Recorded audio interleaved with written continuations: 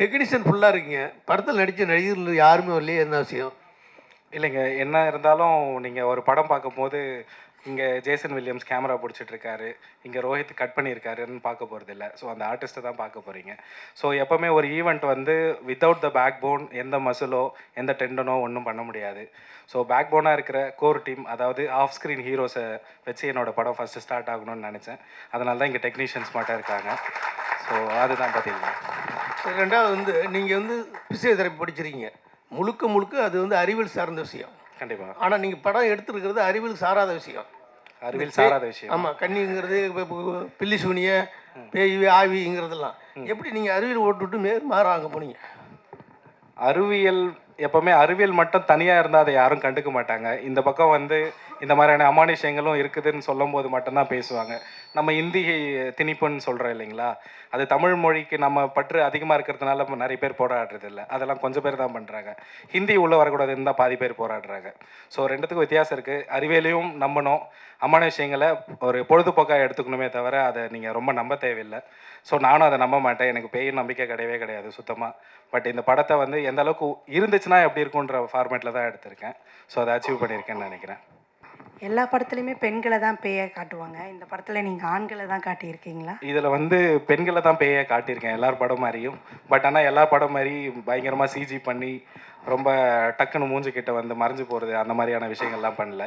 இப்போ ரியல் லைஃப்பில் நீங்கள் தனிமையாக இருக்கும்போது, நீங்கள் பெட்ரூமில் இருக்கும்போது ஹாலில் யாருனா நடந்து போனால் எந்த மாதிரியான ஒரு பயம் கொடுக்குமோ, ஸோ அந்த மாதிரியான ஒரு லைவ்லி ஃபீலில் தான் இருக்கும். நீங்கள் பார்த்தீங்கன்னா பேயை நேராக உணர்கிற மாதிரி தான் இருக்கும். ஸோ அதை தாண்டி பேயை மட்டும் காட்டலை, படத்தில் வந்து இந்த சப்த கன்னிகள்னு சொல்கிற அந்த 7 கிராம தேவதைகளையும் காட்டியிருக்கேன். ஸோ அது வந்து படத்தில் ஒரு ரொம்ப முக்கியமான தொகுப்பாக இருக்கும். அதையும் நீங்கள் பார்க்க தான் போகிறீங்க. Right sir. இங்கே இங்கே இங்கே இங்கே இங்கே சார், சொல்லுங்கள். நீங்கள் வந்து திருவண்ணாமலை மாவட்டம். ஆமாம். நீங்கள் அந்த கதையெல்லாம் தெரிஞ்சு வச்சுருந்து தான் இந்த கதையை எடுக்கிறீங்களா? கன்னிமார்கள் கதை அங்கே போனோன்னு சொன்னோன்னே மாமிசை சாப்பிடக்கூடாது அதெல்லாம் சொன்னாங்கன்னு சொன்னீங்க. ஆமாம். அப்போ அந்த கதையை பற்றி நீங்கள் தெரிஞ்சு வச்சுருந்து தானே இந்த கதை ஸ்கிரிப்ட் பண்ணியிருக்கீங்க? ஆமாங்க. அதாவது வடபழனியிலேருந்து தாம்பரத்துக்கு கேள்வி கேட்குற மாதிரி இருக்குது. பட் ஆனால் ரெண்டுமே சென்னை தான். ஸோ நான் திருவண்ணாமலையில் ஆரணியில் இருக்கேன், திருவண்ணாமலை டிஸ்ட்ரிக்டில். பட் ஜவாது மலை வந்து வேற எங்கேயோ ஒரு 40 கிலோமீட்டர் தள்ளி இருக்கு. இல்லை, அதை பற்றி கதையை தெரிஞ்சு வச்சுருந்து தான் ஸ்கிரிப்ட் எழுதுனீங்களான்னு கேட்குறேன், வேற ஒன்று. அது வந்து சின்ன வயசில் வந்து பார்த்தீங்கன்னா நாங்கள் ஃப்ரெண்ட்ஸோட இருக்கும்ல அது. ஆமாம் கண்டிப்பாக, அதுதான். ஸோ சின்ன வயசில் வந்து பார்த்தீங்கன்னா எனக்கு இந்த மீன் பிடிக்கிறது ரொம்ப பிடிக்கும். ஸோ ஃப்ரெண்ட்ஸோடு சேர்ந்து வந்து நாங்கள் ஒரு குளத்துக்கு மீன் பிடிக்கலாம் போயிட்டுருப்போம். அங்கே போகும்போது ஒரு நாள் வந்து எங்கள் வீட்டில் வந்து போட்டு கொடுத்துட்டாங்க யாரோ. ஸோ அப்போ தான் சொன்னாங்க அது வந்து கன்னிகள் குளம், அங்கே போனால் வந்து கண்ணி அடிச்சிரும், போகக்கூடாது அப்படி இப்படின்னு சொன்னாங்க. அதுக்கப்புறம் தான் அங்கே நான் நிறைய வாட்டி போக ஆரம்பித்தேன். ஸோ அதுக்கு நிறைய அடியும் வாங்கியிருக்கேன். ஸோ அதெல்லாம் தான் ஒரு இன்ஸ்பிரேஷன். அதை தாண்டி தாத்தா பாட்டியெல்லாம் சின்ன வயசில் சொல்லி கொடுத்து வளர்த்துருப்பாங்க இல்லைங்களா. ஸோ கன்னிகள், இந்த என்ன ட்ராகுலா சொல்லுவாங்க இல்லைங்களா, என்னது காட்டேரி. ஸோ அந்த மாதிரியான விஷயங்கள்லாம் கேட்டு அதை உண்மைக்கு தன்மையாக எவ்வளோ எடுக்க முடியுமோ அதை ட்ரை பண்ணியிருக்கேன். சார் படத்தில் மியூசிக் டைரக்டரே இல்லை, அது எப்படி மேனேஜ் பண்ணீங்க சார்? சவுண்டு எப்படி பண்ணீங்க, அது கொஞ்சம் சொல்லுங்கள் சார்.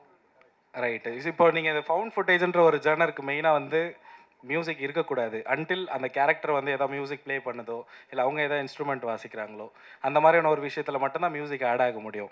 இப்போ நம்ம படத்தில் தான் பார்க்க முடியும், கல்யாணம் நடக்குதுன்னா பின்னாடி ரஹ்மான் சாரோட பிஜிஎம் ஓடுறது அதெல்லாம். பட் ஆனால் நாங்கள் ரியலில் பார்த்தோன்னா யார் என்ன பேசுகிறாங்கன்னு தெரியாது. மூலம் ஒரு பக்கம் காது கிளிக்கும், காது மேலேயே வந்து நம்மளோட அந்த அரிசிகள்லாம் விழும். ஸோ அந்த மாதிரியான ஃபீல் தான் அங்கே ரியலில் இருக்கும். இப்போ நான் ஃபவுண்ட் ஃபுட்டேஜில் ஒரு கல்யாண விஷயம் வச்சா அதுதான் நம்ம வச்சாகணும் லைவாக. ஸோ ரியல் லைஃப்பில் எந்த மியூசிக்கும் இல்லை. ஸோ ரியலான ஒரு செயற்கையான படத்தை இயற்கையாக கொடுக்க ட்ரை பண்ணியிருக்கேன். அதுலேயும் நான் மியூசிக் வைக்க முடியாது, அதுதான் இது. சார் ஜவ்வாது மலைன்னு ரொம்ப அருமையான ஏரியா, பச்சை பசேலுள்ள ஏரியா.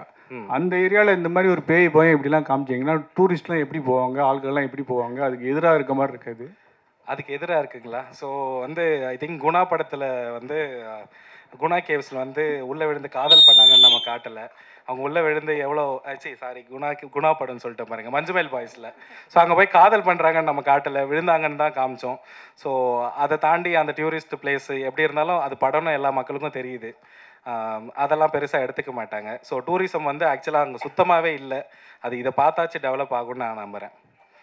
நீங்கள் இது வரைக்கும் ஜவாது மலை போயிருக்கீங்களா சார்? போனதில்லை, அதுதான். யாருமே போயிருக்க மாட்டீங்க. அப்புறம் போவார் சார். சார் இங்கே சார் எங்கே இங்கே இங்கேங்க சார். சார் சார் ஒரு ஹாலிவுட் ஃபிலிம் வந்து மார்க் பாலிஷ்னு ஒருத்தர் வந்து இதே மாதிரி மர்மர் அப்படின்ற பேரில் வந்து ஒரு படத்தை பண்ணியிருக்காரு. அதுலேயும் வந்து இந்த சோஷியல் மீடியா இன்ஃப்ளூயன்சர்ஸ் எல்லாம் தான் போவாங்க அதில்.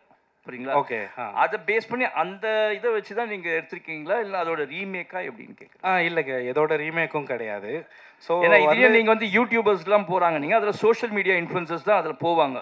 அதுலேயும் பார்த்தீங்கன்னா செல்ஃபோனில் தான் கேப்சர் பண்ணின்னு போவாங்க. எல்லாமே இதே மாதிரி தான் இருக்குது இந்த ட்ரெய்லர் பார்க்கும்போது. அதுதான் கேட்கல. ஸோ யூடியூபர்ன்ற ஒரு விஷயம் ஏன் இந்த படத்தில் உள்ள வருதுன்னா, நீங்கள் எந்த ஃபவுண்ட் ஃபுட்டேஜ் போய் எடுத்தாலும் அது யூடியூபராக இருக்கலாம், இல்லைனா சவுண்ட் ரெக்கார்டிங்காக இருக்கலாம். ஸோ அந்த பேஸ் பண்ணி தான் போக முடியும். இந்த ஜேர்னருக்குள்ளே உள்ள வரணும்னா இந்த வேலை இதை வீடியோ எடுக்கணும்னா அதுக்கு ஒரு முக்கியமான லாஜிக் ஒன்று வேணும் இல்லைங்களா? நம்ம வந்து வீட்டில் வாழும்போது குளிக்கிறதெல்லாம் வீடியோ எடுத்துகிட்டு இருக்க போகிறதில்ல. ஸோ ஒரு தொழில் ரீதியாக ஒருத்தன் கேமராவை எடுத்துக்கிட்டு அங்கே இருக்கிற அமானுஷயங்களை ரெக்கார்ட் பண்ணுற ஒரு தொழில் இருக்கிறவங்க மட்டும்தான் அங்கே போக முடியும். ஸோ அந்த ஒரு லாஜிக்காக தான் யூடியூபர்ஸ் உள்ளே போகிறாங்கன்ற மாதிரி வச்சுருக்கேன். அதை தாண்டி வந்து பார்த்திங்கன்னா இப்போ இருக்கிற ட்ரெண்டுக்கு நிறைய யூடியூபர்ஸ் வந்து ஹாய் கைஸ் நம்ம இன்றைக்கி வந்து எங்கே போகிறோம் தெரியுமா, டிமாண்டி காலனிலாம் கிளம்புறாங்க. ஸோ அது நீங்கள் பார்க்கும்போது அது உண்மையாக போயெல்லாம் தெரியாது, ஆனால் உண்மைன்னு உங்களை நம்ப வச்சுருவாங்க. ஸோ படமே அப்படி தானே. ஸோ முடிஞ்ச அளவுக்கு லாஜிக்கலாக எடுக்க ட்ரை பண்ணியிருக்கேன். வந்திருக்கு, வாங்க பார்த்துட்டு நீங்கள் தான் சொல்லணும். இதுதான் ஃபஸ்ட்டு ஃபவுண்டு ஃபுட்டேஜ் படம்னு சொன்னீங்க இல்லையா? ஆமாம் ஆமாம் ஆமாம். ஆனால் இதுக்கு முன்னாடி கேமரா எரர் சொல்லிட்டு ஒரு படம் ஒன்று தமிழில் வந்திருக்கு. தமிழில் வந்திருக்குங்களா? 21 22 தெரியல ரிலீஸ் டேட்டு. 21 22 இயர். ஓகே, அதில் ரிலீஸ் பண்ணிட்டாங்க ஏற்கனவே. இல்லை ஆக்சுவலாக இன்னொரு படமும் வந்திருக்கு, ஓரிரவன்ட்டு. அதுவுமே பார்த்துருப்பீங்க. அதுவும் ஃபவுண்ட் ஃபுட்டேஜ் தான் சொல்லுவாங்க.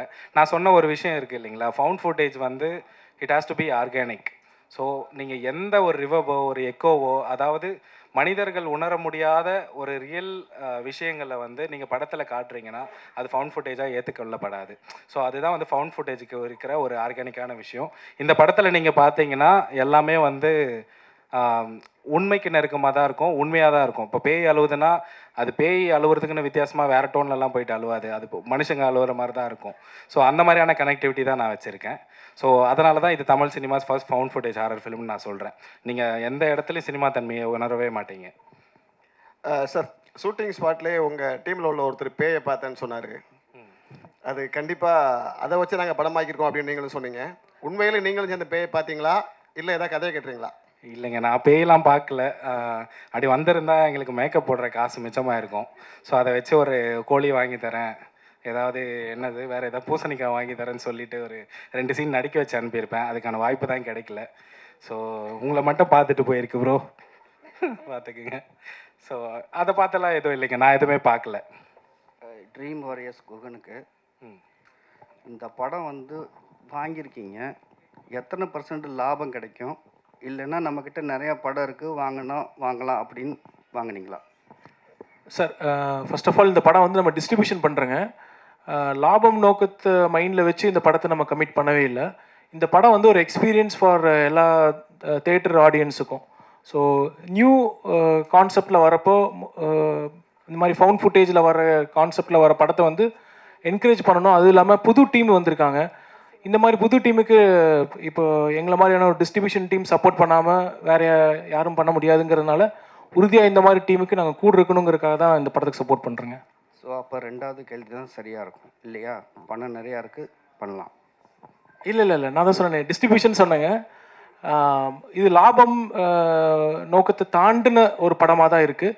இந்த படத்து மேலே வச்சிருக்கிற ஒரு நம்பிக்கைன்னு நம்ம சொல்லலாம். அது இல்லாமல் இந்த மாதிரி நியூ ஜானரே வந்து இன்றைக்கி கொண்டு வர டீம்ஸ் ரொம்ப லிமிட்டட் தான். நீங்கள் பார்த்தீங்கன்னா இது வந்து 100% ஃபவுண்ட் ஃபுட்டேஜில் பண்ணியிருக்காங்க.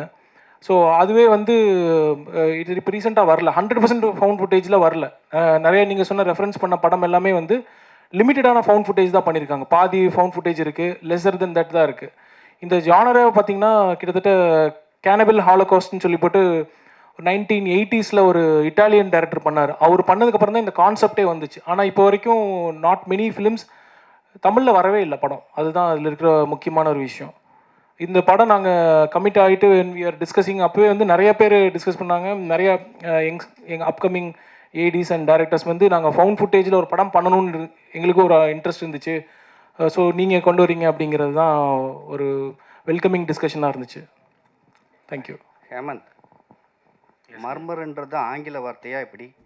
ஆமாங்க, ஆங்கில வார்த்தை. எங்கே இருக்கீங்க? ஓகே, என்னன்னா மர்மர்ன்றது ஒரு முணுமுணுப்பு, ஒரு சின்ன ஒரு இது, அந்த சைலண்டானதுல திகில் ஏற்படும். கண்டிப்பாக. இப்போ நீங்கள் போட்ட ட்ரெய்லர் வந்து சவுண்டு தான் ஜாஸ்தியாக இருந்தது. ஸோ இது டைட்டில் ஆப்டாக இருக்கா? டைட்டில் வந்து படத்துக்கு ஆப்டாக இருக்கணும்னு தான் பார்க்கணும். ஸோ ட்ரெய்லருக்கு பார்க்கணுன்றது அவசியம் இல்லை. ட்ரெய்லர் வந்து எங்களுக்கு வந்து அந்த குறுகிய நேரத்தில் எந்த அளவுக்கு பெஸ்ட்டாக கொடுக்கணுன்னு ஒரு விஷயம் இருக்குது.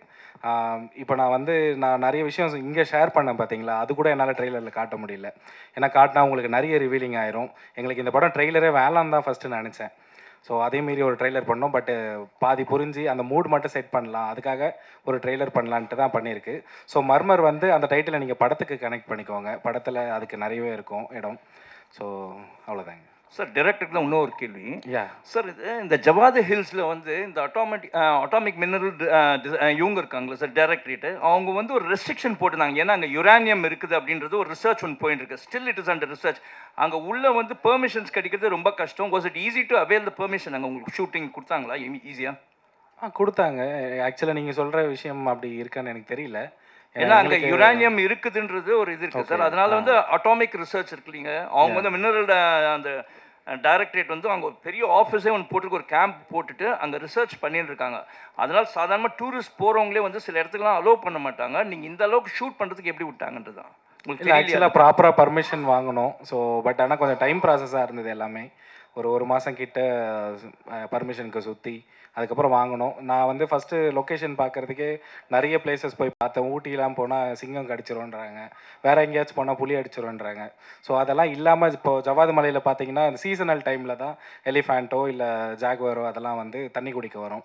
நாங்கள் நல்ல பயங்கரமான சம்மர் சீசனில் எடுத்திருக்கோம் படத்தை. ஸோ அதெல்லாம் வராதுன்னு ஒரு நம்பிக்கையில் பர்மிஷன் கேட்டோம்.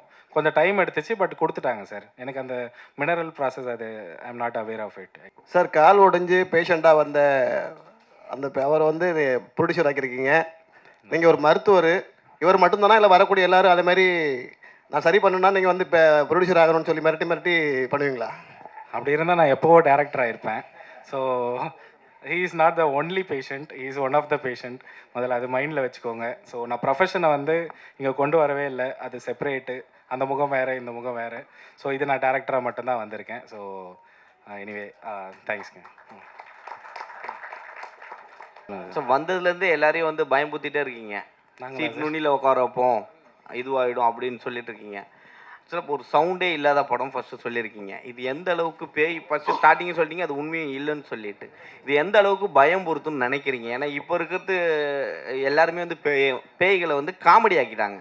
கண்டிப்பாக. ஓகேவா? நீங்கள் போஸ்டர் போட்டிருக்கீங்க, எனக்கே பார்த்த உடனே ஒரு இதுவாக தான் இருந்தது, என்னடா இப்படி போட்டிருக்காங்கன்னு சொல்லிட்டு. ஸோ எந்த அளவுக்கு நீங்கள் பயம் பொறுத்துவீங்கன்றீங்க? ஏன்னா இதுக்கு முன்னாடி இதே மாதிரி எங்கள் படம் வந்து 2000 கோடி அடிக்கும்னு மேடையில் சவால் விட்டவங்களாம் இருக்காங்க. அதுக்கப்புறம் புஷ்ஷுன்னு போயிட்டாங்க. இப்போ நீங்களும் அந்த அளவுக்கு தான் வந்திருக்கீங்க. நான் சவாலில் விடலை. இல்லை பேய் பயமாக இருக்கும், இது பயம் பொறுத்துன்னு சொல்லியிருக்கீங்க. ஸோ அது எல்லாருமே எல்லா படத்துக்கும் சொல்கிறது தான். ஸோ பேய் படத்தில் பயம் எதிர்பார்க்காம வேற என்ன எதிர்பார்க்க முடியும்னு எனக்கு தெரியல. ஸோ இந்த படத்தோட சவுண்ட் இல்லாமல் பயம் பொருத்த முடியாது. சவுண்ட் இல்லாமையா? சவுண்ட் இல்லாமல் படமும் இல்லை. சவுண்ட் இல்லைன்னு யாரும் உங்கள் படத்தில் மியூசிக் ஃபுல்லாகவே கிடையாது. இல்லை மியூசிக் தான் கிடையாது, சவுண்ட் இருக்குது. சவுண்ட்னா இந்த ஹா ஊன் கத்துறது தானே, அது ஆக்சுவலாக எல்லா படத்துலையும் இருக்கிறது தானே? எல்லா படத்துலையும் இருக்கிறது, ஆனால் எல்லா படத்துலையும் மியூசிக் இருக்குதுல்ல. பேய் நீங்களே பேயை நம்பலை, அப்படி இருக்கும்போது நீங்கள் மற்றவங்களை எப்படி பயம் பொறுத்ததுக்கு பேயை உருவாக்கி இருப்பீங்க? நானே நம்பலை. நான் நம்புற அளவுக்கு ஒரு விஷயம் கொடுக்கணும்னா அதுதான் இந்த படம். படத்தில் எப்பவுமே வந்து படத்தில் எப்பவுமே ஒரு பேயை வந்து காட்டணும் ரிவீல் பண்ணவே மாட்டாங்க. ஆனால் நீங்கள் ஃபஸ்ட்டு போஸ்டர்லேயே காட்டிட்டீங்க. ஏன் இந்த மக்களை ஈர்க்கிறதுக்காகவா இல்லை மக்களை ஏமாத்துறதுக்காகவா? நான் பேய் எதுவும் காட்டலைங்களே. போஸ்டர்லேயே வந்து ஃபஸ்ட் எடுத்தோடனே வந்து போஸ்டர் இருக்கிறீங்க, அது பயம் கொடுத்துற மாதிரி இருக்குது. அதான் கேட்குறேன், இது மக்களை இழுக்கிறதுக்காகவா இல்லை மக்களை ஏமாத்துறதுக்காகவா?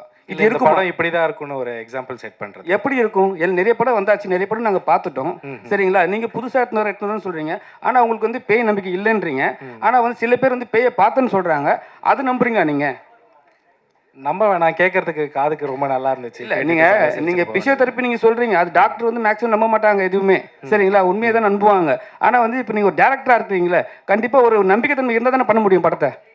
படத்து மேலே ரொம்ப நம்பிக்கை இருக்குது, பேய் மேலெல்லாம் நம்பிக்கை இல்லை. அதை தாண்டி என் மேலே நம்பிக்கை இருக்குது. டெக்னிக்கல் எல்லாரையும் ஏற்றிருக்கேன்னு சொன்னீங்கல்ல, நடிகர்கள்லாம் வந்து படத்தில் தெரிவாங்கன்னு. எல்லாருமே தெரிஞ்ச நடிகர்கள் கிடையாது, புதுமுகம் தானே. புதுமுகங்களை ஏற்றதுக்கு என்ன கஷ்டம்? ஏன் நடிகர்கள் எதுவுமே ஒத்துழைக்கலையா? எங்களுக்கு கஷ்டம்லாம் இல்லைங்க. அதான் சொல்கிறேன் இல்லைங்களா, இது வந்து ஒரு மரியாதைக்குரிய ஒரு ஈவெண்ட்டாக நான் வந்து எல்லா படத்துலையும் இல்லாத ஆஃப் ஸ்க்ரீன் ஹீரோஸை கொண்டு வந்து நிறுத்தணும்னு நினச்சேன். அதனால தான் கொண்டு வந்து நிறுத்தினேன். எனவே நீங்கள் ஆர்டிஸ்ட் எல்லாம் பார்க்க தான் போகிறீங்க. நாங்கள் தியேட்டர்ஸ் விசிட் போவோம். ஸோ அந்த டைமில் எல்லாரையும் கூட்டிகிட்டு போக தான் போகிறேன்.